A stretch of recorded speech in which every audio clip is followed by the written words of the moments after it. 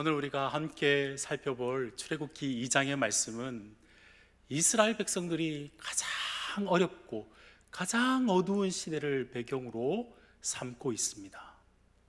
이스라엘 백성들이 애굽에 들어왔습니다. 근데 그들의 삶이 어두움이 짙어지기 시작했습니다. 처음부터 그런 것은 아니에요.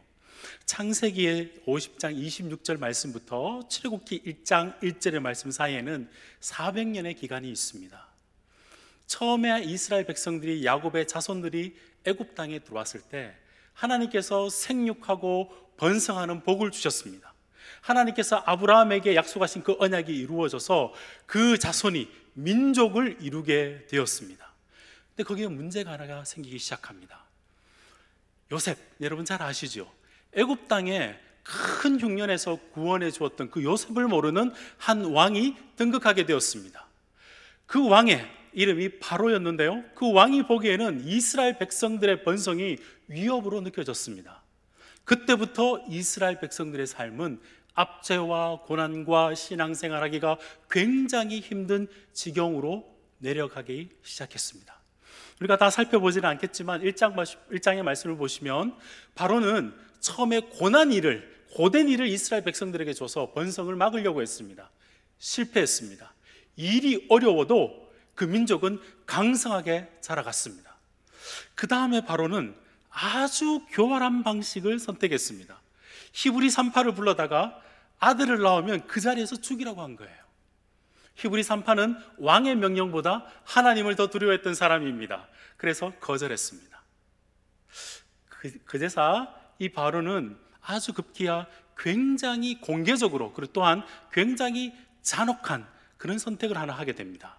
이 말씀을 읽어보시면 이스라엘 백성들의 삶이 그때 당시에 어땠는지를 우리가 알게 될 건데요, 우리 출애굽기 1장 22절 말씀을 한번 볼까요? 출애굽기 1장 22절 말씀, 눈으로 따라 읽으시면 될 것 같습니다. 제가 여러분을 대신해서 읽어드리겠습니다. 그러므로 바로가 그의 모든 백성에게, 이스라엘 백성뿐만 아니라 모든 백성에게 명령하여 이르되, 아들이 태어나거든 너희는 그를 나일강에 던지고 딸이거든 살려두라 하였더라. 여러분, 그때 이스라엘 백성들은 단순히 육체의 고통, 어려움, 고난 정도가 아니라 자기의 가족과 자기의 민족이 멸절될 위기 가운데 살아가고 있었습니다. 아주 어두운 시대를 살아가고 있었습니다. 사랑하는 여러분, 여러분이 만약에 이 시대 가운데 하나님 믿는 백성으로 그곳 가운데 계셨다면 하나님께 어떤 기도를 드렸을 것 같습니까? 어떤 질문을 하나님께 올렸을 것 같아요? 하나님, 왜 지금 아무런 일도 하고 계시지 않습니까?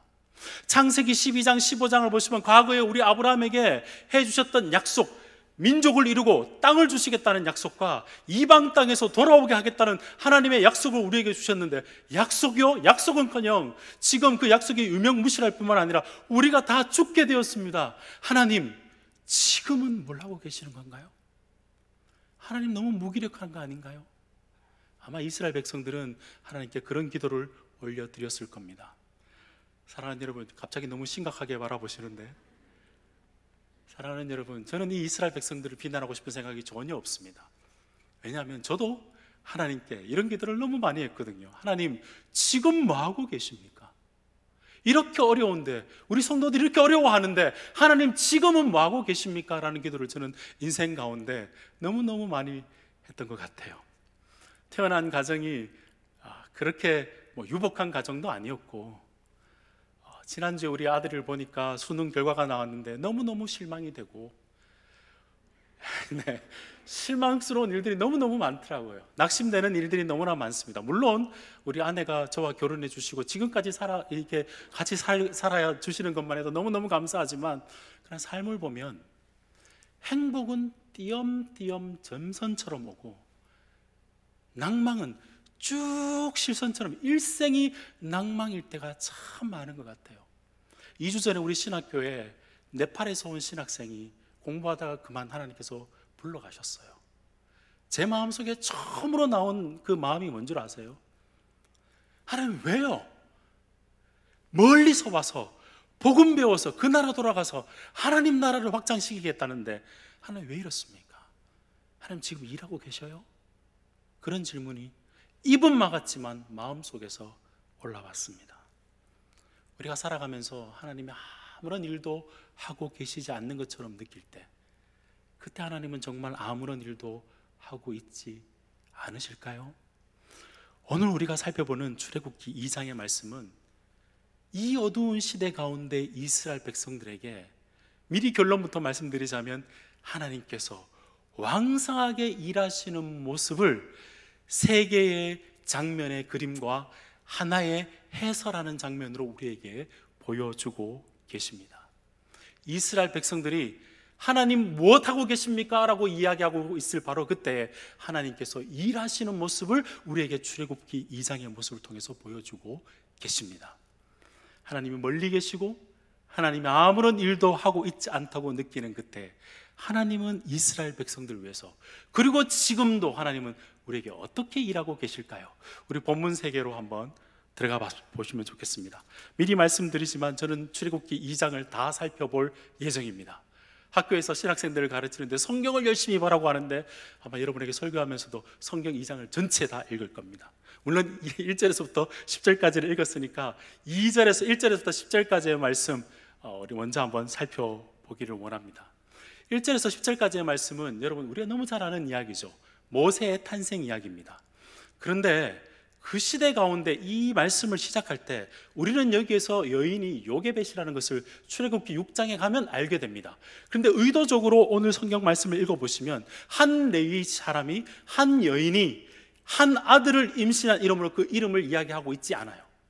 익명의 한 여인이 한 아들을 임신해서 태어난 이야기로 이야기가 시작이 됩니다.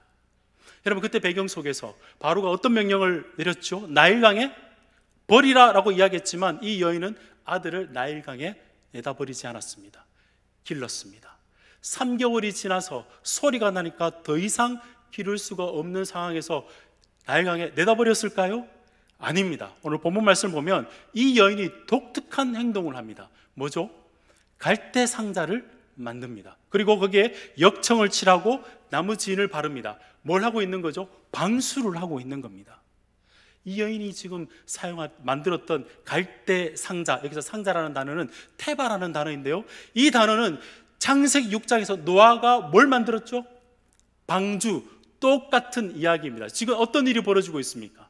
이 여인은, 이름 없는 여인은 지금 노아는 아주 큰 방주를 만들었다면 이 여인은 아주 작은 자기 아들을 위해서 믿음의 구원의 방주를 만들고 있는 겁니다. 생각해 보십시오, 여러분. 자신을 억압하고 위협하는 세상의 주인 바로는 지금 자신의 궁궐과 자기의 신전을 만들고 있는 그때 이름 없는 한 여인은 하나님을 신뢰해서 구원의 방주를 역동적인 믿음으로 실천하며 그 방주를 만들고 있었습니다. 사랑하는 여러분, 보이십니까? 하나님이 어떻게 일하시는지 보이십니까? 본문에서는 분명히 하나님의 이름은 등장하고 있지는 않지만 노아를 통해서 인류를 구원하셨던 그 하나님은 한 여인을 통해서 이스라엘 백성들을 구원하시기 위해서 그 여인을 통해서 작은 방주를 만들어 한 아이를 구원하는 역사를 진행하고 계십니다. 분명 하나님은 일하고 계십니다. 레위 가문의 한 여인이 갈대 상자 내부의 역청과 진을 바른 것은 분명히 믿음과 소망의 행위였습니다. 그래서 이 여인은 자기 딸을 그 갈대 상자를 따라서 보내는 겁니다. 이게 우연입니까? 바로 아들을 죽이라고 했던 그 바로의 딸이 그 갈대 상자를 발견하게 되고 열어서 히브리아인 것을 잘 알았어요. 그런데 또 우연일까요? 그 아이를 측은한 마음으로 그 아이를 받아서 자기가 키우게 됩니다. 그 가운데 모세, 이름은 알죠? 모세의 누이는 기발한 아이디어를 내게 됩니다. 가서 혹시 유모가 필요하지 않습니까? 제가 데리고 올까요? 그 결과 요게벳은 자신의 아들에게 젖을 먹이면서 돈을 받는 사람이 되었습니다. 사랑하는 여러분, 매우 달콤한 아이러니를 여러분 이 장면 속에서 발견하십니까? 왕궁의 아버지 바로는 지금 모든 이스라엘 백성들을 멸절시키기 위해서 하고 있는 바로 그때 그 아버지의 딸이 장차 하나님 나라를 이룩할 이스라엘의 구원자를 품고 기르고 있었다는 사실, 그 일을 누가 진행하고 계셨을까요? 하나님이 한 인생 가운데 이름 없는 여인과 한 어린 아이를 통해서 그 일을 세밀하게, 아주 은밀하게 일하고 계셨다는 사실입니다. 사랑하는 여러분, 하나님은 우리 눈에 보이지 않으시지만 지금도 여러분의 한 명 한 명 인생 가운데 각각 다르게 하나님께서 세밀하고 은밀하게 일하고 계신 줄로 믿습니다. 다음 장면을 한번 볼까요? 두 번째 장면은 모세가 40세가 되어서 시간이 좀 지나서 일어나는 장면입니다. 제가 11절에서부터 15절까지의 말씀을 제가 읽겠습니다. 여러분 눈으로 따라 읽으시면 되겠습니다. 모세가 장성한 후에 한 번은 자기 형제들에게 나가서 그들이 고되게 노동하는 것을 보더니 어떤 애굽 사람이 한 이브리 사람 곧 자기 형제를 치는 것을 본지라. 좌우를 살펴 사람이 없음을 보고 그 애굽 사람을 쳐 죽여 모래석에 감추니라. 이튿날 다시 나가니 두 히브리 사람이 서로 싸우는지라. 그 잘못한 사람에게 이르되 내가 어찌하여 동포를 치느냐 하며 그가 이르되 누가 너를 우리의 다스리는 자와 재판관으로 삼았느냐? 내가 애굽 사람을 죽인 것처럼 나도 죽이려 하느냐? 모세가 두려워하여 이르되 이 일이 탈로 되었도다. 바로가 이 일을 듣고 모세를 죽이고자 하여 찾는지라. 모세가 바로의 낯을 피하여 미디안 땅에 머물며 하루는 우물 곁에 앉았더라. 우리는 이때 모세의 나이가 40세라는 것은 사도행전 7장의 스데반 집사님의 설교를 통해서 우리가 알게 됩니다. 그는 40년 동안 왕궁에 있다가 하루는 밖을 봤는데 애굽 사람이 자기 동포를 치는 모습을 보았습니다. 그도 가서 의분을 가지고 쳤는데 그만 죽게 되었습니다. 모래에 묻었습니다. 그 다음날 보니까 히브리 사람끼리 싸우고 있는 거예요. 그래서 애틋한 마음으로 그에게 한 사람에게 잘못한 사람에게 와서 서로 동족끼리는 치지 말자라고 권유를 했는데 그 사람이 이렇게 이야기하는 겁니다. 네가 우리의 지도자냐? 네가 우리의 재판장이냐? 라고 이야기를 하는 겁니다. 아마 모세의 마음이 어땠을까요? 그는 왕궁에 있었지만 자기 동족을 사랑해서 한 행동이었습니다. 왕궁에 있었지만 그는 자기 동족에게 고난과 억압 가운데 있는 그들을 공의로 구원하기 위해서 나름대로 한 행동이었는데 적어도 동포들만큼은 자기 마음을 알아줄 줄 알았습니다. 그런데 그 동포 때문에 오히려 그는 어떻게 되었죠? 왕의 신분에서 쫓기는 자가 되었습니다. 여러분, 이 이야기를 보시면서 이야기가 이렇게 진행되는 게 좀 답답하지 않습니까? 이야기가 꼬이게 되었습니다. 모세가 왕궁에서 나중에 왕권을 완전히 이루고 난 다음에 이스라엘 백성들을 구출하는 모습이 훨씬 더 아름답고 우리가 원하는 모습이지 않을까요? 그런데 모세는 정말 진심과 열심으로 진심으로 자기 백성들을 위해서 한 행동이 오히려 그의 생명을 위태롭게 하는 행동으로 결과로 나타나게 된 것이죠.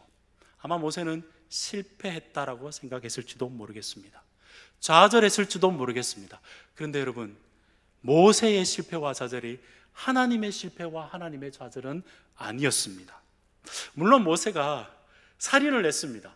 그래서 인간적인 측면에서나 도덕적인 측면에서는 문제가 있죠. 십계명을 보시면 하나님의 말씀 앞에 보면 생명을 해서는 안 되겠죠. 그러나 성경을 보시면 이 장면에서나 스데반 집사님의 설교에서나 모세가 윤리적인 차원에서 인간적인 차원에서 이 이야기를 다루고 있지 않습니다. 저는 훨씬 더 깊은 이야기를 우리 가운데 하고 계신다고 믿습니다. 본문 말씀을 보시면 잘 드러나지가 않습니다. 그런데 하나님은 우리의 기대와는 다르게 굉장히 높은 차원에서 모세의 인생을 사용하고 계셨습니다. 여러분, 제가 설명을 좀 드려볼게요.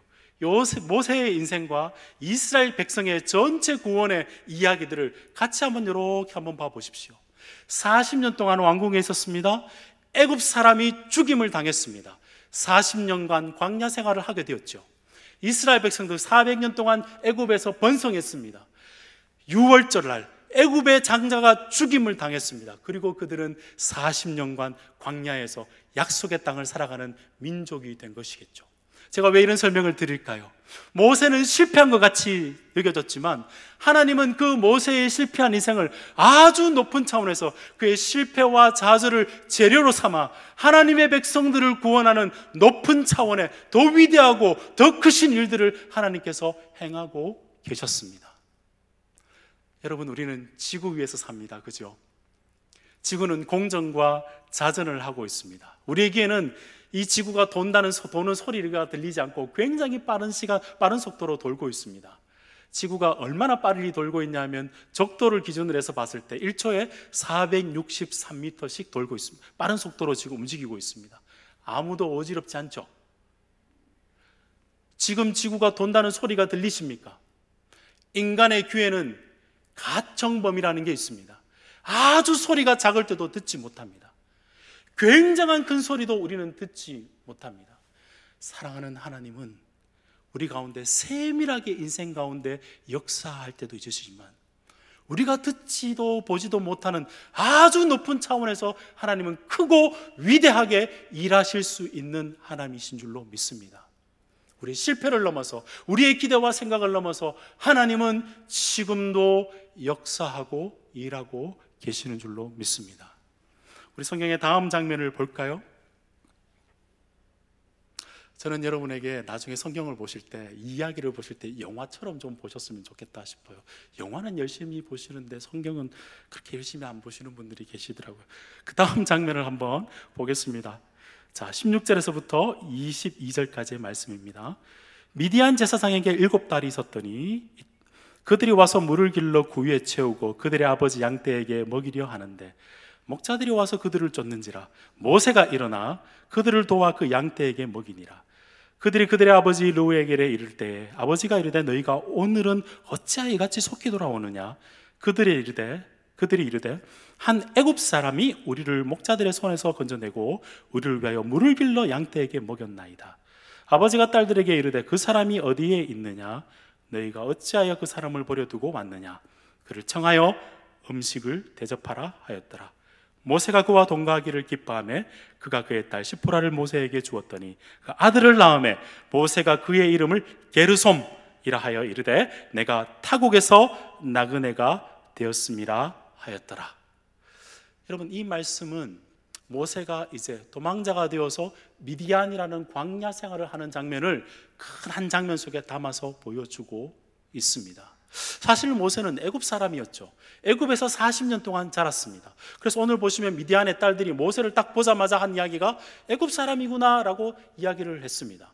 근데 그때 이후로부터 모세는 40년 동안 광야에서 목자의 생활과 나그네 생활, 광야의 생활을 하기 시작합니다. 왜 하나님께서 모세의 인생을 그 광야로 보내시고 그곳에서 그에게 이 광야의 생활을 하도록 하셨을까요? 어쩌면 40년 세월 동안 애굽에서 살던 습관과 그런 모습들을 벗어버리고 하나님 나라의 백성의 정체성을 확립하며 세우는 그 기간으로 하나님께서 40년을 사용하고 계셨는지도 모르겠습니다. 여러분, 우리의 정체성이 무엇이죠? 우리는 이 땅에 속한 사람들입니까? 그렇지 않죠. 우리는 하늘에 속한 사람들입니다. 우리의 정체성은 하늘 본향을 향해 살아가는 하나님 나라의 나그네인 줄로 믿습니다. 모세는 그곳에서 목자로 살아가면서 광야에 살아가면서 애굽의 습성들을 벗어버리고 하나님 나라의 백성의 정체성, 하나님께서 그를 만지시고 다듬으셔서 하나님의 백성다움, 하나님의 정체성을 그 삶 속에 새기시는 기간으로 하나님께서 사용하셨습니다.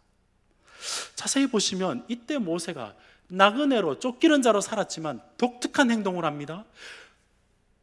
물에서 건져내었다는 단어와 동일한 단어로 지금 모세는 그곳에서 억압받고 힘들고 어렵게 생활하는 여인들을 구원하고 구출하는 모습을 우리에게 보여주고 있습니다. 무슨 말씀이죠? 나그네로 살아가면서도 항상 어렵고 힘들고 도움이 필요한 자에게 복의 통로가 되어서 민족과 땅을 얻을 뿐만 아니라 모든 사람들을 구원하며 그들에게 힘을 주는, 그들을 어려움 가운데서 억압 압제 가운데서 구출해내는 하나님 나라의 백성으로 살아가도록 위대한 지도자로 세우기 전에 신실한 섬기는 자로 하나님께서 그 땅 가운데서 모세를 훈련시킨 줄로 믿습니다. 사랑하는 여러분, 하나님의 일하심이 보이십니까? 광야 속에서도 하나님은 신실하게 모세를 하나님의 백성답게 만들고 계셨습니다. 그 하나님 지금도 우리 가운데 이 일을 하고 계시는 줄로 믿습니다. 여러분의 삶이 광야처럼 힘들고 어렵지만 현실 가운데 묶여서 하나님께서 우리에게 하시는 일은 위대한 지도자로 세우기 전에 우리가 먼저 하나님의 신실한 백성으로 자라가도록 하나님께서 우리 가운데 신실하게 일하고 계신다는 사실, 그 하나님이 우리의 하나님이라는 사실을 여러분 믿으시기 바랍니다.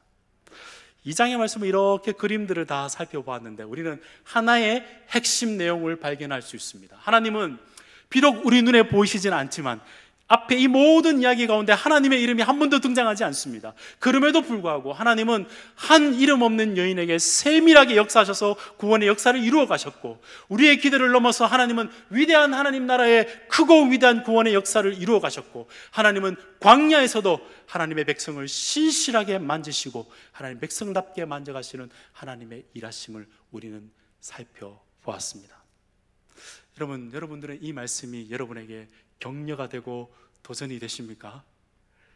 저는 이 말씀을 묵상하면서 이 시대 가운데 이게 굉장한 우리에게 격려가 되며 또한 도전이 되겠다 생각해 보았습니다. 여러분, 하나님께서 이렇게 역동적으로 일하신다.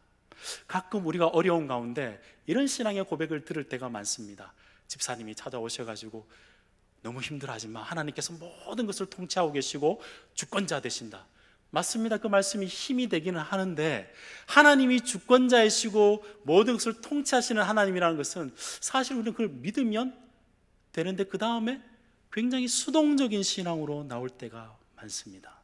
오늘 말씀은 하나님이 주권자이고 통치자라는 것을 넘어서 하나님은 우리의 삶 속에서 매우 세밀하게, 아주 거대하게, 그리고 신실하게 일하시는 하나님이심을 우리에게 보여주고 있습니다. 이 말씀을 묵상하면서 어떻게 하면 이걸 실감나게 표현할까 고민하다가 저는 고음을 떠올렸습니다. 하나님과 고음을 비유하는 것이 너무너무 죄송하지만 도움을 위해서, 이해를 위해서 한번 생각해 보았습니다. 여러분 광교산에 고음이 있다 생각해 보십시오. 고음은 위력이 있죠. 근데 그 광교산에 있는 고음이 동면하고 있다 생각해 보십시오. 여러분의 삶의 모든 것을 바꿔내겠습니까? 직장 가고 직장 생활하는데, 가정 생활하는데 아무것도 변화를 가져다 주지 않을 겁니다. 근데 그 고음이 깨어서 여러분의 아파트와 여러분의 집 앞까지 와서 딱 기다리고 일하고 지금 여러분을 추격하고 있다고 생각하신다면 여러분 어떻게 반응하시겠습니까? 비유가 너무 조악한가요? 하나님은 통치자이사 능력 있는 분이실 뿐만 아니라 오늘 말씀을 통해서 나는 너의 삶 속에 세밀하고 거대하게 신실하게 너를 쫓아가고 있다, 주님께서 우리에게 말씀하고 계십니다. 그렇다면 우리는 어떻게 반응해야 될까요? 사실 오늘 성경을 보시면 하나님의 일하심 속에 눈에 보이지는 않는 하나님이시지만 여기에 나오는 성경의 인물들은 굉장히 역동적인 신앙으로 그들이 반응한 모습을 볼 수 있습니다. 요게벳도 그렇고 산파도 그렇고 모세도 그러했습니다. 사실 하나님은 우리의 눈에 보이시진 않죠. 하나님 보이시는 분 계십니까? 그렇진 않습니다. 그러나 신앙이 굉장히 좋은 사람의 공통적인 특징이 무엇이냐 하면 보이지 않는 하나님을 보이는 하나님으로 여기며 내 삶 속에 반응하며 살아가는 것, 그게 역동적인 신앙인의 독특한 특징입니다. 저는 이 특징이 이 시대 가운데 우리에게 있어야 될 특징이어야 될 줄로 믿습니다. 얼마나 어렵습니까? 얼마나 우리를 옥죄어오는 환경과 여건들입니까? 우리 자녀들이 믿음으로 살아가기가 얼마나 어려운 시대를 우리가 당하고 있습니까? 그러기에 우리가 오히려 더 이 하나님께서 보이시진 않지만 일하고 계신다는 것을 믿기 때문에 더욱더 역동적인 믿음으로 우리가 나와야 될 줄로 믿습니다. 여러분, 어떻게 하면 역동적인 신앙의 모습이 우리에게 나올까요? 하나님이 보이시지 않지만 우리가 그 하나님의 일하심을 믿고 어떻게 하면 우리의 믿음이 진짜 역동적으로 나올 수가 있을까요? 제가 이 말씀에 근거해서, 본문 말씀에 근거해서 몇 가지를 여러분에게 적용을 해보려고 합니다. 담임 목사님과 존경하는 이인호 목사님과 설교 스타일이 다를지라도 이해하시고 들으시기 바랍니다. 여러분, 하나님이 정말 일하고 계시기 때문에 내가 일한다고 생각하는 역동적인 믿음의 사람은 하나님을 어떤 환경에서도 신뢰하는 사람인 줄로 믿습니다. 여러분, 요게벳은 왕의 명령을 따른 것이 아니라 하나님을 두려워해서 그가 실천을 했던 여인이었습니다. 역정과 지인을 바른 행동은 그녀가 하나님을 신뢰했기 때문에 행했던 행동입니다. 마찬가지로 이 시대 가운데 하나님이 우리 가운데 역사하고 계신다면 우리는 하나님의 신뢰를 어떻게 보일 수가 있을까요? 내가 하나님을 신뢰하고 있다는 사실을 여러분의 일상 가운데 어떻게 반응하면서 살아가실까요? 여러분이 하시는 모든 세밀한 작은 일도 하나님이 그것을 사용하실 수 있다는 그 기대감을 가지고 일하시는 여러분이 되었으면 좋겠습니다. 하나님께서 일하실 수 있도록 여러분도 구원의 방주, 작은 갈대 상자를 만드는 믿음의 실천들이 있었으면 좋겠습니다. 하나님께서 이 시대 가운데서도 하나님의 목적을 가지고 내 삶 속에 세밀하게 일하셔서 역사하고 있다는 그 기대를 가지시고 꿈을 가지시고 실천하시는, 믿음의 실천을 보이시는 여러분이 되었으면 좋겠습니다. 하나님은 우리 눈에 보이지 않으시지만 여러분 각자의 삶 속에 섬세하게 일하고 계십니다. 두 번째, 역동적인 믿음의 사람은, 저는 이걸 좀 강조하고 싶습니다. 세상에 대해서 저항하며 세상을 거스르는 믿음을 보이는 사람입니다. 여러분 모세를 한번 생각해 보십시오. 세상에서, 왕궁에서 그가 누릴 것 다 누리며 살아갈 수 있었습니다. 그런데 그는 이스라엘 백성의, 하나님의 백성의 정체성을 가지고 고난당하는 그들을 나의 아픔으로 알고 사랑으로 대했던 사람입니다. 정체성이 나그네로 살면서도 하나님 주위에 있는 사람들을 돕는 하나님 백성답게 살아가는 모습들을 실천한 모세의 모습이었습니다. 한마디로 세상의 원리와 원칙에 대항하며 하나님 나라 백성답게 살아가는 그 일을 열심히 했던 믿음의 실천을 보였던 사람입니다. 우리 히브리서 11장 24절과 27절 말씀을 모세에 대해서 이렇게 평가하고 있습니다. 제가 여러분 대신해서 읽어보겠습니다. 믿음으로 모세는 장성하여 바로 공주의 아들이라 칭함받기를 거절하고 도리어 하나님의 백성과 함께 고난받기를 잠시 죄의 낙을 누리는 것보다 더 좋아하고 그리스도를 위하여 받는 수모를 애굽의 모든 보화보다 더 큰 재물로 여겼으니 이는 상 주심을 바라봄이라. 믿음으로 애굽을 떠나 왕의 노함을 무서워하지 아니하고, 잘 들어봐 보십시오, 곧 보이지 않는 자를 보이는 것 같이 하여 참았으니. 여러분 모세는 하나님 나라의 가치, 그것을 세상의 가치보다 더 높이 봤던 사람입니다. 하나님 나라의 가치를 가지고 세상을 상대하면서 살았던 사람입니다. 사랑하는 여러분, 모세만이 아니죠. 산파도 그랬죠. 요게벳도 그랬죠. 여러분들은 이 세상을 살아가면서 하나님 백성답게 살아가는, 하나님의 정체성답게 살아가면서 정말 이 세상을 거스르는 영적인 담담들이 우리 가운데 있으십니까? 성경을 보면요, 하나님 백성답게 역동적인 믿음을 보였던 사람은 이상하게 동시에 세상에 대해서, 세상 문화에 대해서 거스르는 믿음의 형태들을 우리에게 보여주고 있습니다. 생각해 보십시오. 우리가 똑같이 세상 사람들과 먹고 마시고 똑같은 문화를 즐기고 똑같이 쇼핑하고 똑같은 가치관을 위해서 살아간다면 어쩌면 우리가 신앙이 있다라고 이야기하겠지만 사실 그 신앙은 동면하는 신앙인지도 모르겠습니다. 그런 신앙생활 하면서도 괜찮다라고 생각하는 것은 어쩌면 그 생각 밑에 하나님은 동면하시는 하나님이라는 생각이 들어가 있는지도 모르겠습니다. 여러분, 이 말씀이 여러분에게 도전이 되죠. 저에게도 도전이 됩니다. 특별히 저는 우리 자녀들을 양육하는 또 신학생들도 함께 공부하고 있는데, 정말 이 시대 가운데 여러분의 자녀들이 이 세상을 이길 수 있는 영적 지도자들이 이 교회 가운데 많이 나오기를 주님의 이름으로 축복드립니다. 여러분, 세상에서 아무리 많이 만족을 얻을지라도 하나님 없으면 좋은 인생 아니고 실패한 인생이라는 것을 우리 자녀들에게 또박또박 선명하게 가르쳐야 될 줄로 믿습니다. 그 시작은 우리 자녀들부터 시작하는 게 아닙니다. 언제나 그 시작은 여기에서부터, 나부터, 우리부터 시작되어야 되는 것 아니겠습니까? 세상을 거스르는 영적 담대함을 보여주지 못하면서 우리 자녀들은 믿음으로 살았으면 좋겠다. 그것은 어불성설이겠죠.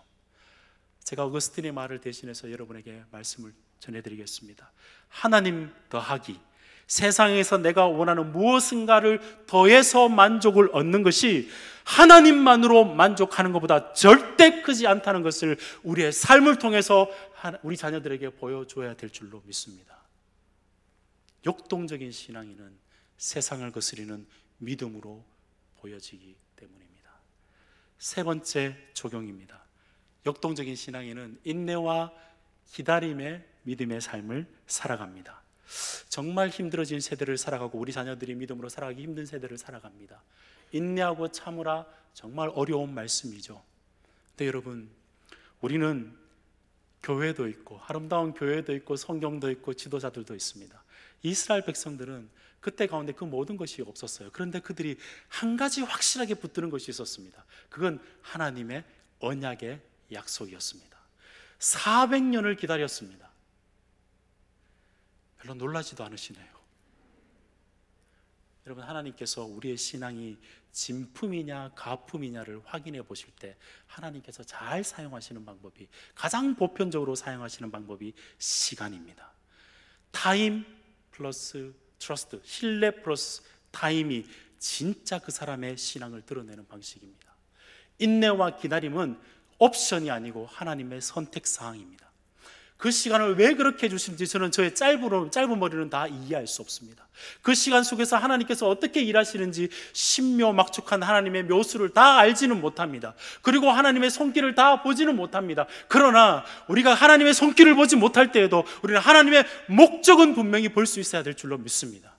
어렵고 힘들지만 그 시간 가운데 하나님은 나를 하나님의 백성답게 만들고 계시는구나, 인내와 기다림 속에 나를 하나님의 백성으로 삼고 계시는구나, 그 목적에는 흔들리지 않고 인내와 기다림으로 하나님 앞에 나오실 수 있는 여러분이 되시기를 우리 주님의 이름으로 축복드립니다.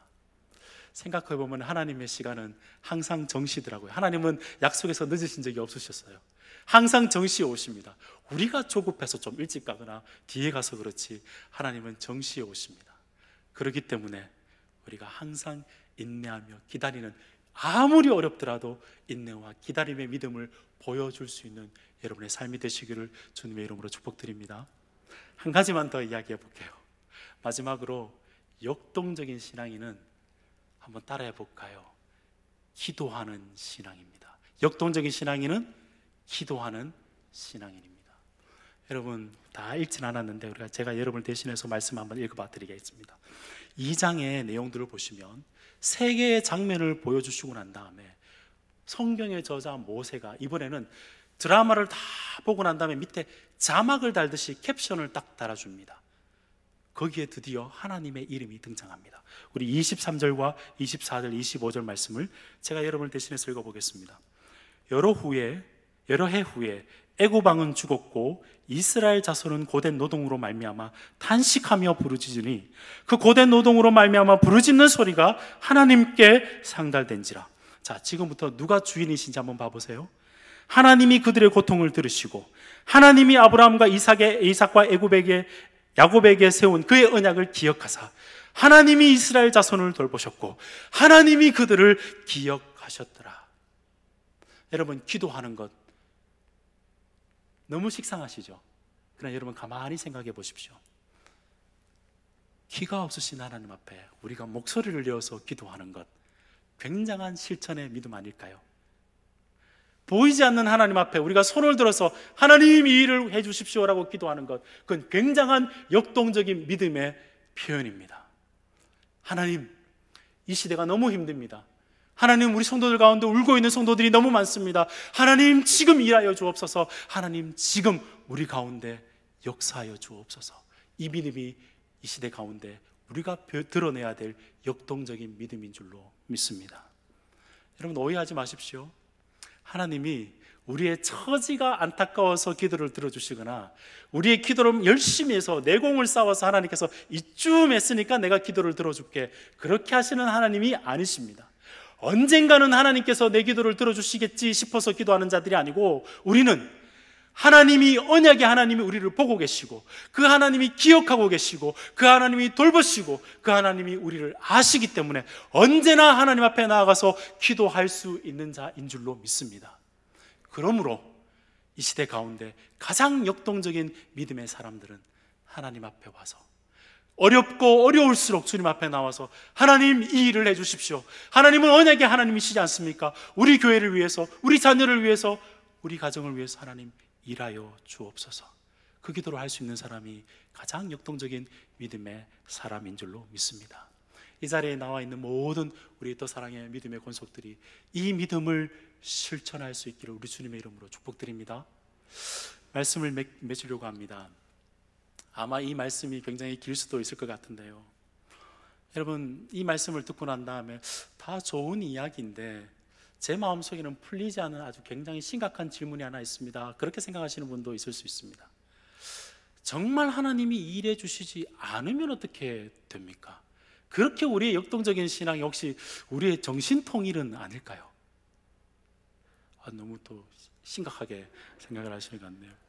목사님, 사실 하나님이 일하지 않을 경우를 너무너무 많이 봐왔습니다.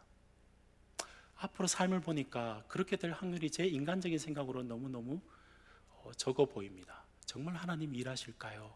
그런 질문 많이 해보셨습니까? 저는 이 질문을 많이 했습니다. 저는 신학교에 오기 전에 직장 생활을 했었어요. 대기업이었습니다. 그리고 하나님의 부르심을 받아서 신학교에 왔죠. 근데 그때부터 아프기 시작했습니다.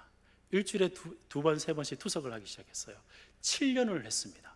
여러분, 그때 동안 제가 무슨 이야기를 했을까요? 하나님께 이게 뭡니까? 하나님, 왜 이렇게 일하십니까? 내가 지금 직장 생활을 놔두고 하나님을 위해서 일하겠다는데 하나님이 왜 이렇게 하십니까? 하나님 지금 아무 일도 하시고 계시지 않는 것 같은데 하나님 너무 무력합니다. 그런 생각을 했습니다. 하나님은 세밀하게 일하셨습니다. 내 방법이 아니고 하나님께서 이식을 시켜주셨고 유학을 가게 하셨고, 저는 교수가 되기 위해서 열심히 노력한 것 아니라 그저 생명 주심에 감사해서 기회 있을 때마다 그 말씀을 따라서 살아갔을 뿐이에요. 하나님은 세밀하게, 내 생각보다 더 크게 그리고 신실하게 일하고 계셨다는 사실을 저는 제 삶 속에서 경험하게 되었습니다. 여러분, 이것이 여러분의 일반화를 위해서 제가 여러분에게 이 말씀을 드리는 것이 아닙니다. 제 삶 속에서 일하겠다 하나님은 사실은 더 크게 우리에게 일하셨다는 사실을 여러분 기억하고 계십니까? 오늘 본문 말씀 보시면 바로는 자기의 왕국을 자기의 힘으로 세우려고 했습니다. 그러나 하나님은 한 여인의 믿음을 보시고 한 아이의 연약한 그 아이를 선택해서 건져서 구원을 이루는 하나님의 연약한 방식으로 그 세상 나라를 전복시키셨습니다. 하나님은 일하실 뿐만 아니라 역전하시는 하나님이셨습니다. 바로는 나일강을 죽음의 강으로 만들었습니다. 그러나 예수님은, 우리 주님은 그 땅을 생명의 운송수단으로 만들어서 그곳에서 생명을 건지는 자로 하나님께서 만들어 주셨습니다. 여러분, 출애굽기 2장을 다 보시면 남자들보다 여성들이 굉장히 더 위대한 것 같죠? 여기도 여성들이 더 많으신 것 같은데 하나님께서 왜 여성들을 사용하셨을까요? 창세기를 보시면 여인이 죄를 지어서 이 땅 가운데 죄와 고통과 사망과 아픔들이 들어왔다면 하나님께서 구체적으로 이스라엘 백성들을 구원하실 때 역전의 하나님은 연약한 여인의 믿음의 행동들을 통해서 자녀를 하나님께서 구원자를 주셔서 그 역사를 이루어 주셨습니다. 그 역사는 우리가 너무너무 잘 아시죠? 예수님께서 이 땅에 오셨을 때도 2세 미만의 모든 자녀들이 죽어갈 때, 가장 어두울 때 우리 예수님께서 오셔서 이 땅 가운데서 모든 인류를 구원하시고 죄와 사망의 길을 엎어버리시고 전복시키신 하나님 나라를 이 땅 가운데 이루어 주셨지 않습니까? 예수 그리스도는 이 땅에 가운데 오셨을 때 그 민족들이, 동족들이 거절하고 실패한 것처럼 보였지만, 십자가가 사랑과 공의의 십자가였지만 많은 사람들은 그것이 실패라고 이야기했지만 우리 주 예수 그리스도의 부활로 인하여서 새 나라가 우리 가운데 온 것 아닙니까? 예수님께서 이 땅에 계셨을 때는 하나님 앞에 나아갈 때까지 약하고 연약한 자, 가난한 자에게 복음을 전파하게 하셨고 섬기는 자로 살아가셨고, 그 예수 그리스도의 피를 받은 우리 또한 이 땅 가운데 하나님 나라를 이루어가는 역전의 이야기들이 지금 진행되고 있는 것 아니겠습니까? 예수 그리스도가 우리의 인생의 역전입니다. 복음이 우리의 역전입니다. 우리가 원하는 현상 다 보지 않을 수 있어요. 완벽한 현상, 우리가 원하는 그 기대 다 이루어질 수 있지 않을 수 있습니다. 그러나 여러분, 우리의 인생은 이 땅이 다이지 않지 않습니까? 여러분의 인생 스토리가 이 땅의 문화 스토리로 끝나는 것이 아니라 우리의 스토리는 하나님 나라의 스토리로 끝나는 것 아니겠습니까? 우리 주 예수 그리스도께서 다시 오실 겁니다. 구약에서 언약의 말씀대로 이스라엘 백성들을 구원하셨고, 이스라엘의 백성들이 메시아를 기다렸을 때 그가 다시 오셨고, 그분이 오셨을 때 내가 다시 오시겠다고 말씀대로 역사가 이루어진 그 역사 반드시 저는 이루어지리라 믿습니다. 그 일이 지금 진행되고 있고 그분은 반드시 역전시키실 겁니다. 그 역전이 이루어질 때까지 하나님은 여러분의 삶 속에서 세밀하게 그리고 위대하게 그리고 그 완벽한 역전을 볼 때까지 신실하게 하나님께서 일하고 계십니다. 그렇기 때문에 여러분은 그 하나님을 신뢰하고 그 하나님을 신뢰하기에 세상을 거스를 수 있는 영적 담대함으로 살아가시며 또한 인내하고 기다리면서 마지막 주님 앞에 주님 지금 일해 주옵소서 하나님의 언약을 기다리며 기억하며 기도하실 수 있는 신실하시고 역동적인 믿음의 성도가 되시기를 우리 주님의 이름으로 축복드립니다. 함께 기도하겠습니다. 존귀하신 아버지 하나님, 시대가 너무나 어두워졌습니다. 코로나 때문만이 아닙니다. 하나님, 우리의 영적인 무감각함과 영적인 무지들이 너무나 많습니다. 하나님, 우리가 이 시대 가운데 믿음에 의기소침하지 않고 살아계시고 역사하시며 세밀하고 위대하게 신실하게 일하시는 하나님을 보게 하여 주옵소서. 그 하나님이 일하시기 때문에 우리 또한 이 땅 가운데 신실하게 일할 수 있는 저희들 되게 하여 주옵소서. 하나님은 역전의 하나님이신 줄로 믿습니다. 사단의 계획과 아픔, 그 모든 것을 우리 주 예수 그리스도 안에서 역전시키신 하나님, 그 예수 그리스도를 내가 믿기에 예수 안에서, 복음 안에서 역전의 하나님을 경험하며 살아가는 우리 모든 성도님들 되게 하여 주옵소서. 그 하나님을 믿기에 오늘도 주님 앞에 나아가서 주님 일하여 주옵소서, 이 기도로 실천하며 살아가는 우리 모든 성도님들 되게 하여 주옵소서. 감사하며 우리 구주 예수 그리스도 이름 받들어 기도드리옵나이다. 아멘.